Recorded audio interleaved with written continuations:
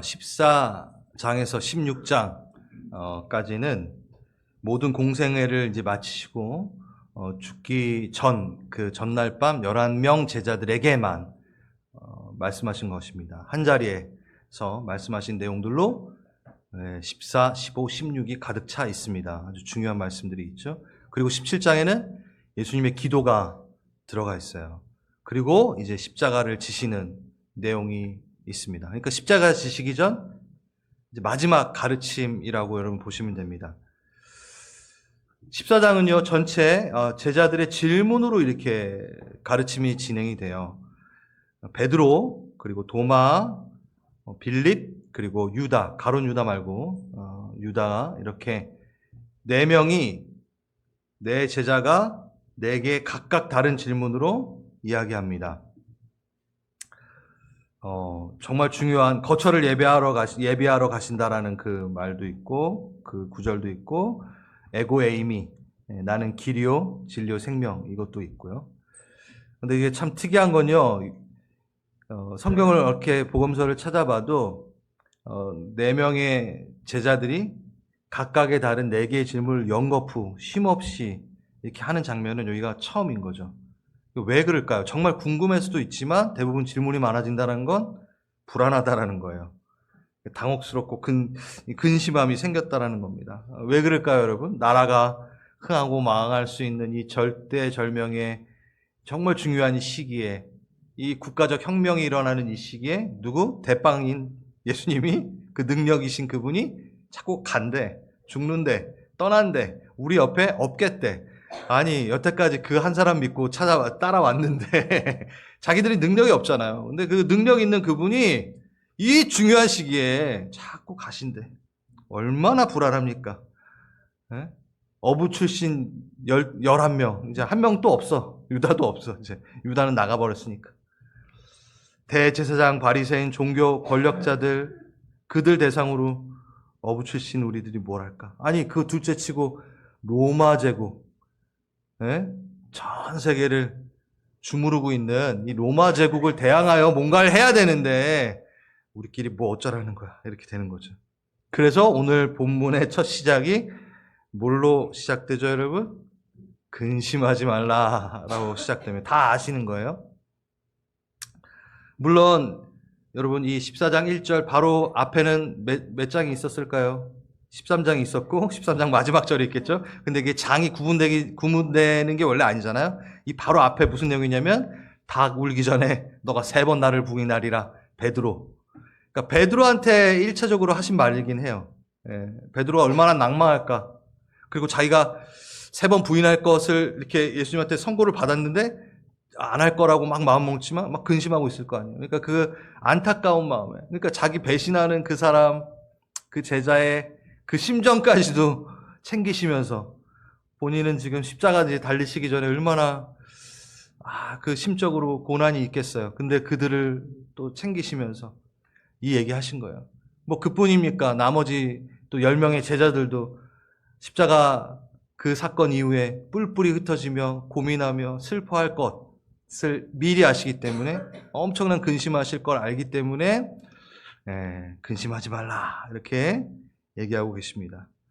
자, 근심하지 말라 이 내용에 제가 이 부분을 좀 다른 거를 좀 더 다뤄야 되니까 넘어가야겠다라고 했지만 짧게라도 제가 좀 다루고 싶습니다. 이 근심에 대한 부분에 대해서는 저희 교회에서 많이 나눴지만 요 내용은 제가 좀 어떻게 보면 좀 처음 말하는 건데, 여러분 근심을 해결할 수 있는 내용이 하나 딱 들어있어요. 저 구절 중에 뭐예요?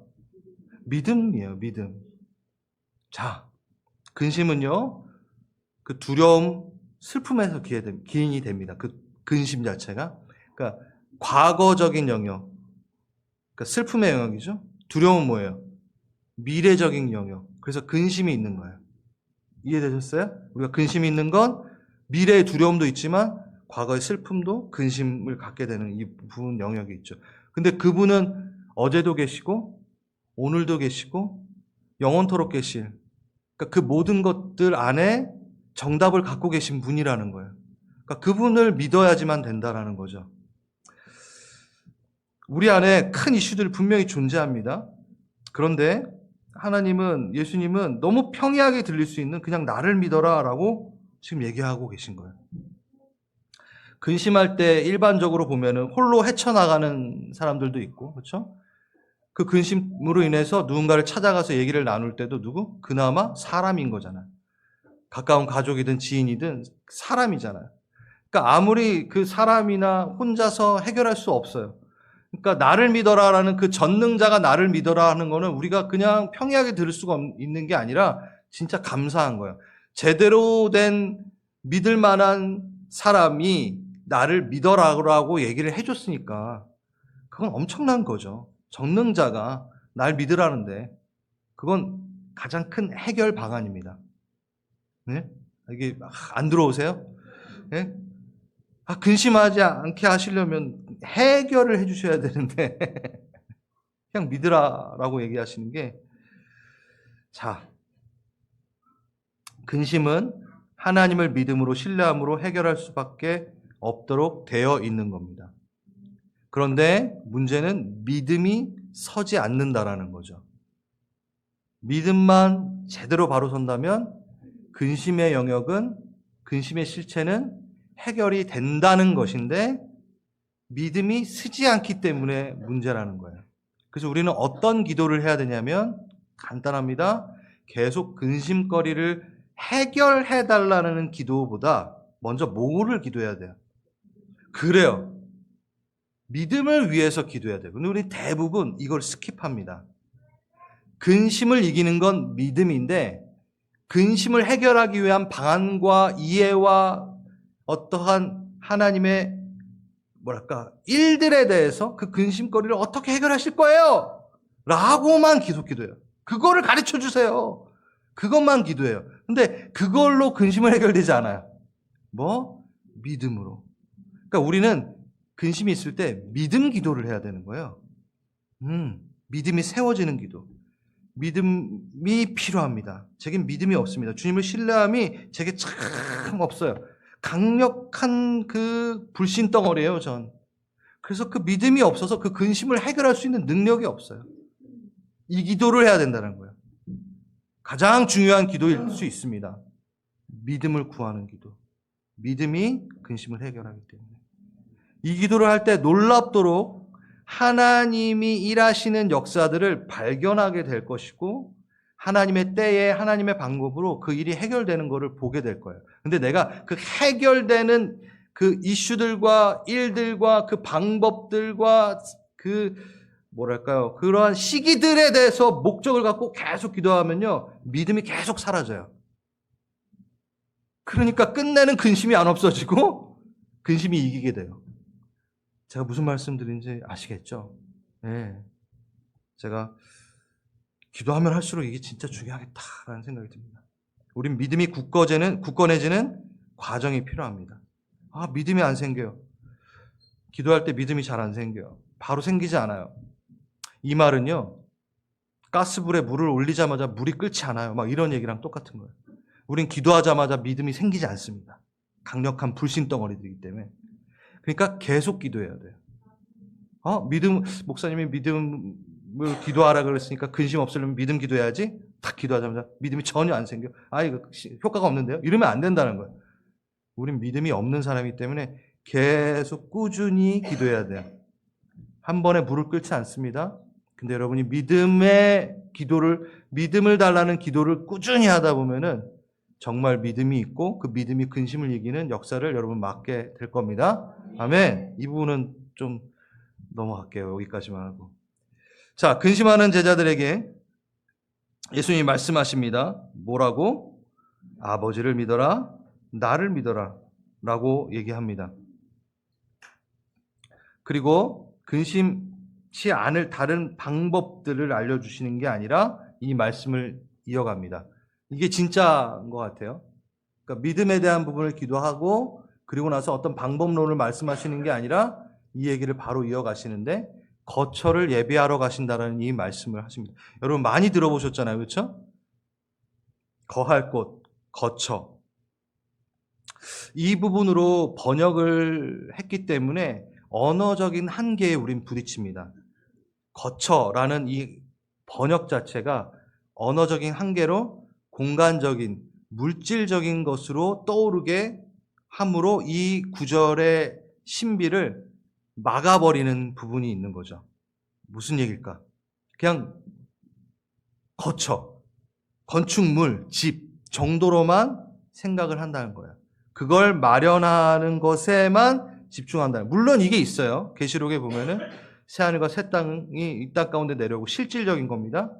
그 부분에 대한 부분이 일부분에 있습니다. 근데 이 내용이 그 얘기를 다 말하는 게 아니라는 거를 아마 여러분이 어쩌면 처음 들으실 수도 있는 내용일 수 있어요. 우리는 계속 2000년 동안 예수님께서 올라가셔서 뭐 한다? 집 짓고 계신다라는 얘기를 너무 많이 들었어요. 거처를 예비하니까. 여러분 이건요 어떤 은유적인 표현이에요. 우리 예수님은요 말씀으로 천지를 창조하신 분입니다. 한 2000년 동안 기술이 없어요. 뭐 재료가 없어요. 뭐 이렇게 계속 공사를 해요. 근데 우리는 계속 물질주의적인 그러니까 땅의 어떤 개념을 투영해서 계속 이렇게 생각을 해요. 여러분 하나님의 나라는 한 번도 없었던 적이 없습니다. 계속 있었어요. 태초부터. 그것에 떨어져 나온 게 우리지. 그게 없어서 벼가지고 아이고 그렇게 나온 게 아니에요. 우리가. 하나님의 나라는 한 번도 흔들린 적도 없습니다. 그분은 계심으로 하나님의 나라가 완성됨으로 시작된 나라예요. 그런데 왜 하나님은 계속 하나님의 나라를 완성한다라고 말씀하실까요? 기가 막힌 내용이죠. 뭘까요? 그 완전한데도 누가 없으면 우리 집은 허전해라고 말하는 거예요. 뭐예요? 자녀들이 오지 않으면 내 자녀들이 내 집에 들어오지 않으면 삐까뻔쩍한 완전한 이 하늘 나라도 하나님의 나라도 완성된 게 아니야 라고 누가 하나님이 표현하시는 거예요. 거처를 예배한다 가지고 아직도 공사 중이라는 얘기가 아니는 거예요. 그 나라는 완전합니다. 완성되어 있습니다. 다만 그 집에 내 자녀가 있어야 되는데 그거 있잖아요. 네? 우리 부모님들 아무리 좋은 집 살아도 내 잃어버린 자녀가 돌아오지 않는데 그 집이 완성됐다 말할 수 있겠습니까? 그 내용인 거죠. 그러면 뭐예요? 이 헬라어 모네는요, 영어로도 맨션 이렇게 번역해가지고 좋은 맨션에 살 거야 막 이렇게 계속 생각을 하는데 제일 많이 쓰이는 용례가요. 이 모네라는 헬라어는 머무르다, 체제하다 이 얘기예요. 자리 잡다라는 단어입니다. 그러면 하나님이 너희가 자리 잡을 곳을 예비하겠다라고 하는 것은 또 장소로만 생각하지 마시고 뭘까요? 삼위 하나님의 통치, 그 삼위 하나님의 그 사랑, 관계 안에 너가 들어올 수 있는 그 거처를 예배하겠다라고 하는 거잖아요. 어떻게 우리가 삼위 하나님의 그 공간 안에 들어갈 수 있죠? 십자가를 통해서만이, 성령을 통해서만이 우린 그 삼위 하나님 안에 들어갈 수 있는 거죠. 그러니까 예수님 지금 뭘 말하는 거예요? 십자가를 지시겠다라는 얘기를 하는 거예요, 지금 십자가 지시기 전이잖아요. 내가 거처를 예배하겠다라는 거는 너가 머물 수 있는, 이 관계 안에 머물 수 있는 것을 나는 예배할 것이다 라는 이야기가 포함되어 있다는 거죠. 곧 십자가에 죽으신다는 의미가 가장 큰 것입니다. 거처를 예배한다라는 것 자체가. 부활하심, 당연히 부활하심도 말하는 거고, 성령의 임재, 성령이 우리 안에 들어오시는 것, 그것도 말하는 거고, 그 모든 일련의 과정들, 이 모든 것들, 모든 사건들, 준비되어 있는 그 모든 것들이 바로 거처를 예비합니다라는 거죠. 왜 이렇게 우리가 이해해야 되냐면 이게 이어지기 때문이에요. 계속해서 거처 딱 하자마자, 예비한다 하자마자 우리가 하나님의 나라에 대해서 집중하고 있는 거는 다 뭐예요? 번쩍이는 금집, 다이아몬드집, 맨날 그것만 생각하잖아요. 거처 하니까. 근데 이거를 관계, 삼위일체 그 하나님 안에 관계로 들어간다고 하면요, 그 물질적인 부분들이 투영됐던 부분들이 조금 사라져요. 그래서 아주 중요한 부분입니다.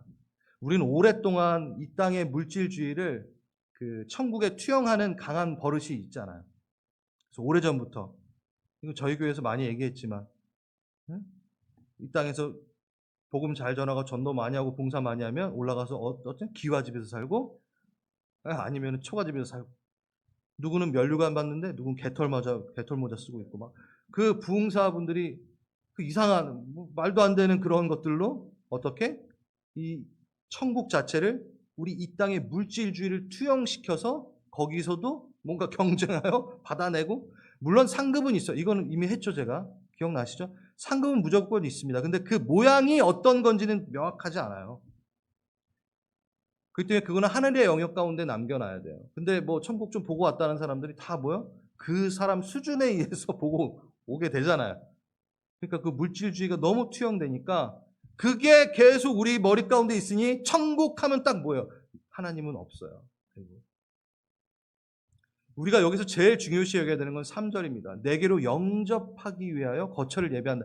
그러니까 관계인 거예요. 너를 영접하기 위하여 난 거처를 예비한다. 십자가를 준비한다. 라는 얘기. 근데 우리는 하나님의 아버지의 집에로 가겠다라고 하면서 아버지의 집에 그 거처를 마련하겠다라는 거에 아버지는 뚝 떼고 항상 거처만 생각하고 있는 거죠. 이 부분은 제가 몇 번 또 했기 때문에, 예전에 그 제가 청년부 담당할 때 청년 중에 한 명의 친구가 이 질문했어요. 천국은 너무 지루할 것 같아요. 근데 저 물질주의를 투영하면요, 진짜 지루할 것 같긴 해요. 저도. 여러분 지금이야 이렇게, 여러분 다이아몬드 뭐 100캐럿짜리 보신 적 있나요? 없죠. 그러니까 귀하죠. 막 빛나 보이고 막. 근데 여러분 거기 가면 널렸대요. 자, 이 100캐럿짜리 다이아몬드도 우리가 맨날 옆에다 두고 계속 보면요, 이게 신기할까요? 질려요. 안 질릴까? 그게 막 지천에 널렸어. 여기 땅에 우리가 살 때에도 그게 지천에 널렸고 옆에 있어. 눈만 부시지. 그러니까 그게 천국에 많이 깔려 있대. 그것 때문에 가. 그럼 얼마나 지루해. 이게 청년의 질문이 맞다니까요. 그리고 우리가 맨날 천국 하면 이제 잘못 오해하는 거. 24시간 찬양해 막. 이 성가대 옷 입고 24시간 하프 키고 24시간 날아다녀. 이거 얼마나 지루해. 그러면요, 이거는요, 잘못 만들어진 천국의 환상이에요. 환상이 아니라 허상이에요. 문화입니다. 천국은 통치입니다. 하나님의 완벽한 통치가 있는 문화예요. 그것 가운데 명확하게 우리가 뭘 하고 그건 다 몰라요. 그래야지 기대가 되지. 올라가는데 다 뭐 할 줄 다 알면 그것도 또 재미가 없고 기대가 안 돼. 하나님이 얼마나 우리를 잘 하시길래 안 가르쳐 주시잖아요. 그게 감사한 거죠. 그리고 그것은 문화입니다. 그러니까 하루 종일 이렇게 찬양하고 있는 데가 아니에요.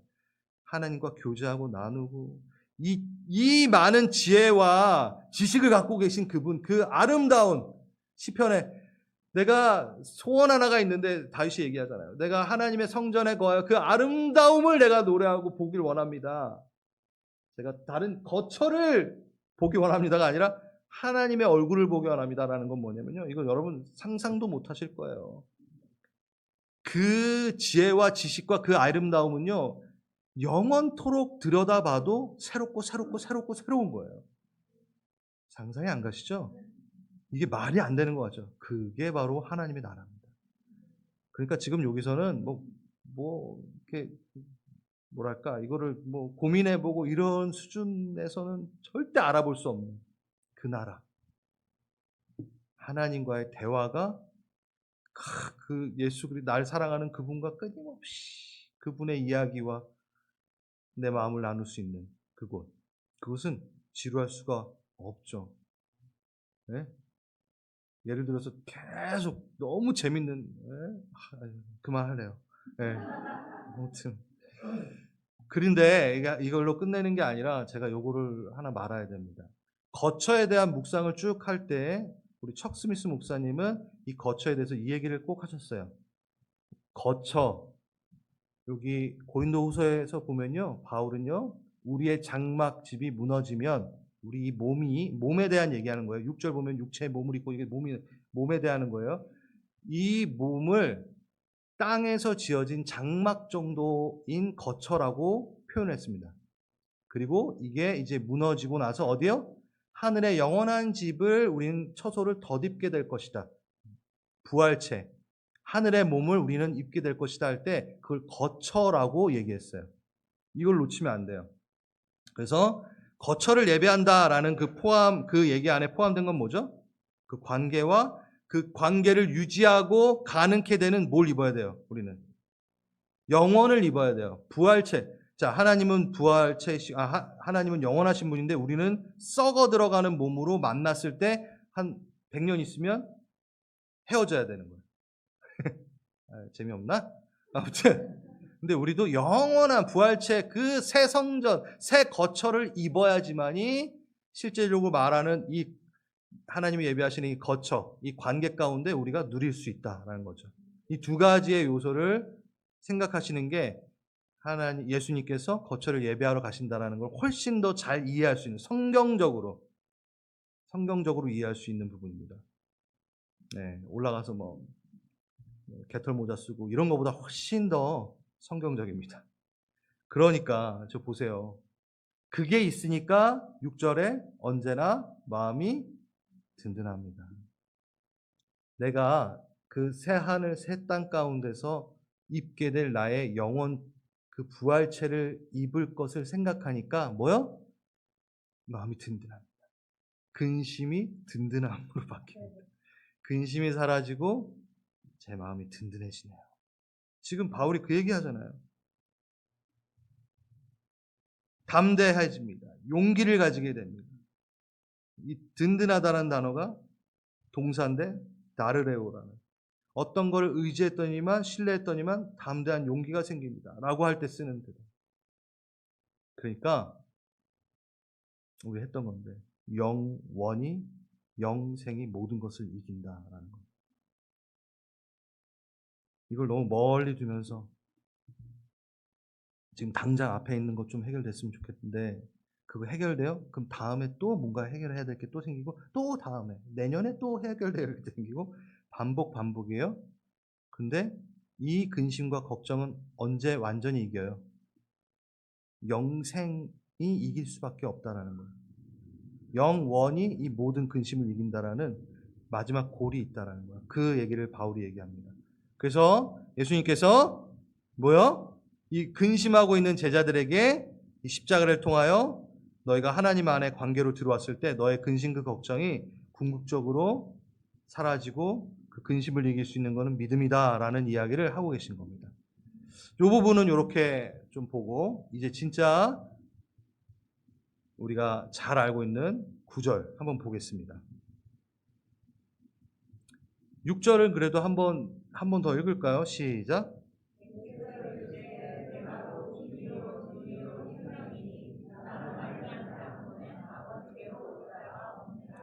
네. 여기 보면은 내가 곧 길이요 진리요 생명이니 이렇게 쭉 붙여서 써놨잖아요. 그 원어에 보면 그 하나하나마다 정관사가 다 붙어 있어요. 그러니까 내가 곧 진리요 할 때 내가 곧 그 길이요. 내가 곧 그 진리요. 내가 곧 그 생명이라. 하나하나 그 정관사를 붙였어요. 자, 그게 붙는다는 그 뜻은 뭘까요? 기다리고 고대했고 갈급했고 찾았던 그거, 그 길, 그 진리, 그 생명이라는 거예요. 그냥 갑자기 뿅 나타난 길, 진리, 생명이 아니라 우리가 찾고 헤매고 받아야 되고 갈급했던 그 진리, 그 길, 그 생명이라는 얘기를 하는 겁니다. 완전히 달라지죠? 그리고 이 말씀 구절이 어떻게 끝나요? 맞아요. 아버지로 올 자가 없느니라. 나를 그 길, 그 진리, 그 생명을 통하지 않고서는 아버지에게로 올 자가 없느니라 라는 거예요. 그럼 끝까지 봐야 되는 거예요. 그럼 뭐 연결이 됐어요? 저 곧 길과 진리와 생명이라는 구절은요. 요 말은 아버지랑 연결이 되어 있고 아버지와 관계에 있기 때문에 이 말을 한 거라는 거예요. 근데 우린요. 그냥 외울 때 예수님은 길과 진리와 생명이요. 끝. 되게 단순하게 우린 계속 묵상했고 봤다라는 거예요. 다시 지금 이제 출발할 겁니다. 그 고대했던 그 길, 그 진리, 그 생명인데 이게 뭐랑? 아버지랑 관련이 꼭 있는 세 가지다라는 겁니다. 그럼 어디로 가야 될까요? 창세기로 가봐야 돼요. 인류는 원래 하나님께로 가는 길이 있었습니다. 그리고 진리 아래 거하며 생명을 누리고 있었습니다. 이제 무슨 얘기인지 아시겠죠? 그런데 에덴 동산에서 하나님과의 친밀한 교제와 대화들, 그 길은 막히게 되고 진리를 벗어나게 되고 생명나무, 영원토록 있게 할 수 있는 그 생명의 과실 열매를 따먹지 못하게 되는 일이 생기는 거죠. 다 잃어버리게 되는 거고 다 놓치게 되어버린 것이죠. 어처구니 없이 우리는 스스로 하나님이 되기를 바라며 그 거짓 아비 사단의 유혹을 받아들입니다. 읽어드릴게요. 요한복음 8장입니다. 마귀 그는 처음부터 살인자요 진리가 그 속에 없으며 진리에 서지 못하고 거짓말을 할 때마다 자기 것 거짓으로 얘기하니 그는 거짓말장이요 거짓의 아비가 되었느니라. 우리 8장 했을 때 이게 뭐였어요? 이거 얘기 나올 때 진리를 알지니 진리가 너희를 자유케 하리라. 이 말씀할 때 이걸 말씀하신 거예요. 예수님이 진리시다. 그렇죠? 그럼 우리가 어디요? 사단의 그 유혹에 그것을 받아 먹음을 통하여 진리 안에 거하지 않고 우리는 거짓에 섰다라는 거예요. 진리가 없어져 버린 거죠. 그러므로 바로 우리는 생명을 잃어버립니다. 거짓 아래 섰기 때문에. 그래서 스스로 찾지도 못하는 존재가 되고 스스로 그 길을 걷지도 못하는 존재가 돼버린 거죠. 자연스럽게 걸었던, 자연스럽게 서 있었던 진리, 자연스럽게 먹었던 영생의 그 나무를 우린 먹지 못하게 되는 거죠. 그래서 누구랑 관계를 못하게 돼요? 하나님 아버지와 관계를 못하게 돼요. 다 이게 연결이 되는 거죠. 첫 번째, 계속 말씀드렸지만 하나님은 우리는 에덴 동산에서 우리를 쫓아내신 게 아닙니다. 쫓아내신 게 아니에요. 생명나무가 있기 때문에 제가 읽어드릴게요. 창세기 3장 22절에서 24절에 보면요. 생명나무가 중앙에 있어 손을 들어 생명나무 열매를 따먹고 영생할까 하노라. 그래서 내보내는 겁니다. 동상 중앙에는 선악을 알게 하는 나무가 있었고 정확하게 바로 옆에 뭐가 있었어요? 영생을 알게 하는 나무가 있었어요. 그 열매. 그럼 내가 이미 선악을 따먹었죠. 아담과 하와가 따먹어버렸죠. 그리고 나서 바로 뭘 따먹어? 다 먹을 수 있던, 언제나 먹을 수 있었던 그 영생을 알게 하는 영생의 나무를 따먹는 순간 어떤 일이 나요? 진리와는 영원토록 결별되는, 영원히 타락의 존재로 있게 되는 사단이 될 수밖에 없는 인 거죠. 하나님과 영원히 끊어져 버리는, 기회가 없는 자가 돼버리는 거예요. 그러니까 죽는 게 나은 거예요, 차라리. 맞아요. 내가 그 하나님을 배반하겠다라고 선택한 그 선악의 열매를 먹고 나서 영생의 나무를 냅다 따먹으면요, 그냥 사단 돼버리는 거예요. 그러니까 하나님이 어떻게 하시겠어요? 아픔을 가지고 자녀를 내보냈어야 되는 거예요. 에덴을 뭐 꼴 보기 싫어가지고 내쫓은 게 아니에요. 눈을 가리시면서. 왜 또 눈을 가리셨을까요? 왜 가죽 옷을 입히셨을까요? 뭐죠? 하나님의 그 거룩한 임재, 그 임재가 죄 가운데 맞닥뜨렸을 때 그 죄는 불타 없어질 수밖에 없고 그 거룩함 때문에 그는 잠시 나가 있어. 너가 돌아올 수 있는 길을 다시 만들어 놓을 거야. 돌아올 수 있는 그 진리를 내가 다시 계획할 거야. 너가 영원토록 살 수 있는 그 길을, 그 자리를, 그 열매를 다시 만들 거야. 누구? 삼위일체 하나님, 예수께서. 그래서 계시록에서 보면은 생명나무가 나오고 생명나무 열매를 따먹으며 그 모든 것이 바로 예수 그리스도가 등장하는 장면이기도 하죠. 그래서 저 곧 길이요 진리요 생명은요, 우리가 다 망쳐놓은 그 길, 그 진리, 그 생명을 아버지께서 스스로 다시 복구시키시고 회복시키시는 장면이 들어가야 됩니다. 아버지께로 만나는. 그럼 우리는 저 길과 진리, 생명을 통해서 뭘 누려야 되냐면 아버지를 누려야 돼요. 관계를 누려야 돼요. 나 혼자 구원받아가지고 천국 가서 배 두들기며 사는 걸 누리는 게 아니라 아버지를 누려야 되는 거예요.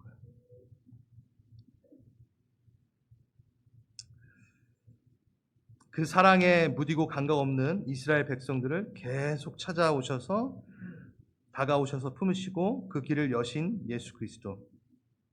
그 길은 계속해서 구약 성경에서 어떻게 표현되냐면 6월절 어린 양으로 표현이 되는 것이고 성막이시고 성소의 휘장이시고 찢겨지는 휘장이 되시며 그 모든 반석의 물이 되시고 이 모든 예표 가운데 길을 내신 거예요.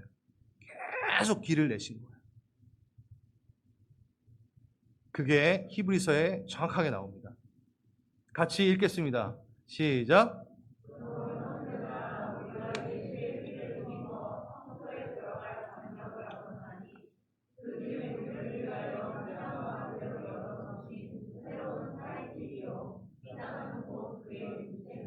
네, 정확하죠? 열어놓으신 새로운 살 길, 생명의 길, 예수 그리스도. 육체를 찢어 만드신 그 길. 그래서 여기는 진리가 들어있습니다. 왜? 예수가 진리시니까. 근데 여기 한번 고민해 볼게요. 이 알레데이아라는 이 단어가요, 진리라는 단어인데 이게 가리워져 있지 않은 상태, 실제. 그러니까 뭐 수사물, 범죄 수사물 보면은 사건의 진상은 이렇습니다. 이런 거 있죠. 그러니까 가려져 있지 않고 진상이 드러나는 것, 감춰져 있지 않고 드러나는 것을 진리, 실체, 이 알레데이라고 말하는 거예요. 그럼 뭐예요? 그동안 감춰져 있고 가려져 있어. 그림자로. 뭘로? 성막이, 휘장이. 근데 드러나게 돼. 진리야. 이게 진리였어. 이게 실체였어. 예수가 실체였어. 예수가 장막이었고 예수가 물을 내시는 반석이었고 그래서 그는 진리야 라는 게 들어가 있는 거예요. 그러니까 저기에 다 들어가 있는 거죠. 길 들어가 있죠. 생명이 들어가 있죠. 그렇죠? 진리가 들어가 있죠. 생명은 뭡니까? 이 영생에 대해서는 우리가 요한복음 하면서 조의 생명, 비오스 육체적인 생명 말하는 게 아니라 영생의 생명을 말씀한다고 말씀을 드렸죠? 그렇죠? 그 영생, 저 혼자 막 신나면 안 되는데. 여러분, 영생을 어떻게 얻나요? 영생을 어떻게 잡나요? 영생은요, 형태가 없어요. 비인격이에요. 그러니까 영생을 잡을 수 없어요. 그래서 예수가 오셨다 그랬잖아요. 영생은 어디 안에 있어요? 예수 안에 있어요. 그럼 우리는 그 형태가 없는 영생을 잡으려고 하는 게 아니라 누굴 잡으면 돼요? 예수 잡으면 돼요. 간단해요. 그래서 예수 안에 영생이 있는 것이고 우리가 예수 안에 거할 때 영생을 얻는 거죠. 근데 세상 사람들은 예수 외에 예수 없이 뭘 잡으려고요? 영생을 잡으려니까 안 잡히죠. 진시황제가 불로초를 쫓아다니고 안 돼요. 예수 안에 영생이 있는데 딴 데 가서 영생 찾고 있으니 안 되죠. 그래서 우리는 그 영생을 감사히 어떻게? 예수를 붙잡아 누리는 거죠. 그래서 예수는 생명입니다. 네, 그때 제가 요한복음 3장 할 때 이거 말씀을 드렸어요. 그 길, 그 진리, 그 생명, 그렇게 갈급했고 찾았던, 기다렸던 그 길이었고 그 진리였고 그 생명이었습니다. 그것을 통하여 우리는 저주에서 축복을 받는 자가 되고 죄인에서 의인이 돼버리고 창기에서 어여쁜 신부가 돼버리고 고아에서 자녀가 돼버리는 일들이 생긴 겁니다. 그 얘기가 바로 이겁니다. 우리 방금 읽었던 내가 곧 길이요 진리요 생명 이것도 있지만 사도행전 4장 12절도 읽을게요. 시작.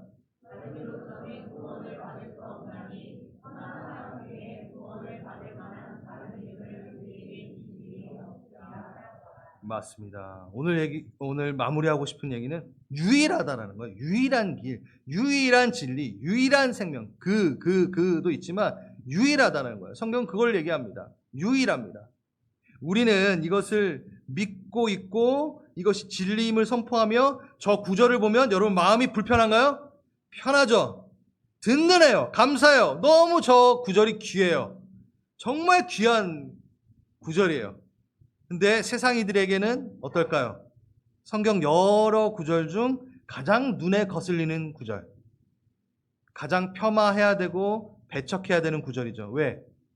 기독교 너는 너무 독선적이야, 배타적이야 라고 외칩니다.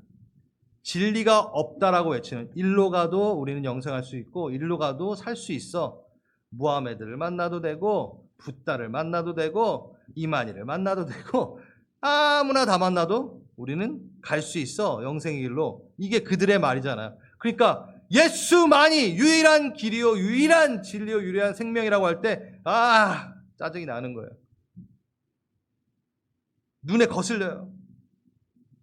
그게 바로 포스트 트루스 시대, 탈진실, 진리는 없다라는 시대에 살고 있는 사람들의 모습이죠. 여러분, 절대적 진리는 무조건 있습니다. 이게 너무 쉬운 건데. 자, 우리가 살고 있는 세상 중에 절대적인 것이 있다라는 것은 그 절대적인 것을 만든 이가 있기 때문에 있는 거 아니겠어요? 진짜 너무 많지만 빛 하나만 보더라도 여러분, 그건 절대적인 진리입니다. 광속, 빛의 속도가 막 들쭉날쭉 막 기분에 따라 막, 예? 그럼 되나요? 그건 모든 거의 기준이거든요. 광속이라는 것은 그것에 따라서 속도를 잴 수 있고 속도를 알 수 있고, 그렇죠? 맞죠? 장로님? 예? 아니, 있다고요, 절대적인 게. 근데 자꾸 절대적인 게 없대요. 있습니다. 근데 우리 교회 보고 항상 뭐라 그러죠? 독선적이요? 배타적이다 막 이렇게 하죠. 이 소리에 기세에 눌려 교회가 타협하기 시작합니다. 이 기세에 눌려 유럽 북미의 교회들은 영적 생명을 잃어버리는 일들이 생깁니다. 제일 먼저 타협했고 제일 세상 이들에게 조금이라도 젠틀해 보기 위해서 포기한 구절이 바로 저겁니다. 저거예요. 수많은 신학교가 지금, 수많은 목회자들이 타협하고 있죠. 다원주의, 종교통합주의, 자유주의, 신학이라는 이름으로. 그러니 신학교가 저거를 받아들이지 않으니 그거를 배운 목회자들도 당연히, 그리고 그 교회의 성도들은 당연히. 여러분, 너무나 많아요. 너무나 많아요.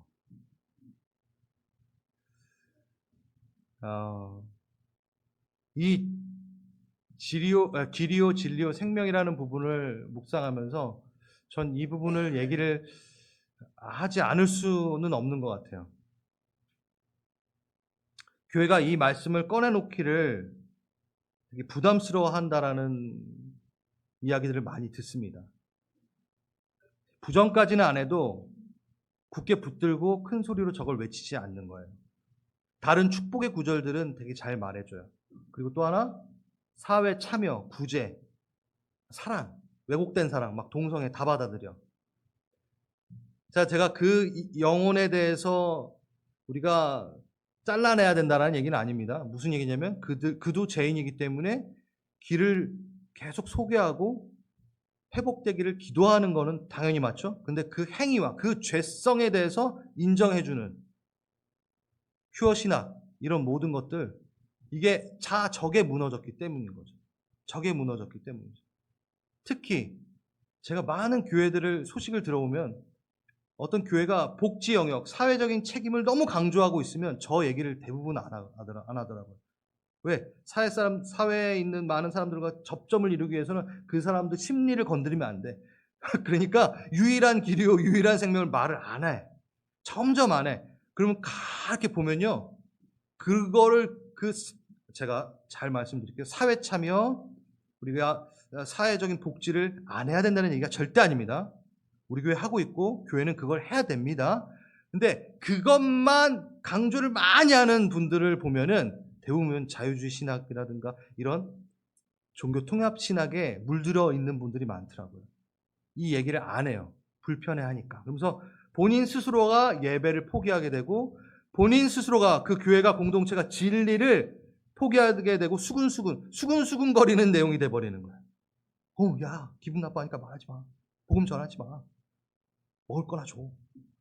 여러분, 그러면요, 그냥 나가서 구호단체를 하는 게 맞지, 교회는 복음을 얘기하는 곳입니다. 다시 말합니다. 제가 사회 참여가 없어야 되고 뭐 이런 얘기 아니에요. 또 곡해 듣지 마십시오. 또 혹시 유튜브로 또 뭐 공격하고 그러면 안 돼요. 해야 됩니다. 근데 교회가 존재했던 이유는 그걸 잘했기 때문에 존재한 게 아니라 저걸 지켰기 때문에 존재한 거예요. 저걸 말하고 있었기 때문에 교회가 교회 된 겁니다. 시세를 알아 마땅히 행할 것을 아는 이사갈 자손처럼 하나님의 지혜 안에서 그 시대의 흐름의 상황을 잘 이해하고 파악하면서 이 시대의 교활함에 무너지지 않고, 이 시대는요 정말 우리보다 교활함이 그게 다 뱀과 같이 지혜로워요. 걔네들이 진짜 뱀 같아요. 그래서 어떻게 해서든 그 진리를 선포하지 못하게 이렇게 환경을 만들고 상황을 만듭니다. 우리는 거기서 멍하니 그래 포기해버려. 아, 우리 독선적이지 않아. 그래 진리는 다양하지. 이 말이 나오게끔 막 꼬드기는 거죠. 여러분, 우리가 독선적이지 않다, 진리는 여러 가지다 이렇게 한다고 복음이, 예수님이 그들에게 환영받을까요? 속는 겁니다. 그거 하면 예수님 환영해 줄 것 같아요? 아니요, 속는 거예요. 전혀 그렇지 않아요. 그래서 우리는 우리의 존재성, 유일한 길, 진리, 생명에 대해서 과감없이 얘기해야 됩니다. 목소리 높여 선포하십시오. 여러분의 존재성입니다. 교회는 그걸로 살아났고 살아가고 있고 존재합니다. 네, 조금 남았는데 요거 하고, 그래요, 요건 그래도 읽고. 주의 집에 거하는 자 복이 있습니다. 시온의 대려가 그 마음에 있는 자는 복이 있습니다. 눈물 골짜기를 지날 때 그곳에 많은 샘이 있을 것입니다. 이른 비가 내려 우리를 채울 것입니다. 그들은 힘을 얻고 더 나아가 시온에서 하나님 앞에 나타나 만날 것입니다. 제가 이걸 마지막에 말하는 이유는, 이 길은요 구원의 길만 얘기하는 것이 아니라 뭘까요? 축복의 그 하늘에 그 무한한 영양들, 하나님이 가지고 계신 그 하늘 창고의 무한한 영양들, 그 무한한 자산들을 받아내는 길이 이 길이라는 거예요. 예수를 통해서만이 받을 수 있는 복의 길이라는 거예요. 길은요 걸으라고 있는 거지 멈추서라고 있는 건 아닙니다. 길 안에 속하여 걸어야 됩니다. 여러분이 쓰셨다면 감사합니다. 길 안에 있다면 감사합니다. 근데 길의 목적은 뭐죠? 걸어야 됩니다. 걸어야지만이, 저 시온의 대로를 걸어야지만이 하나님의 축복, 하나님의 영향들을 받아낼 수 있습니다.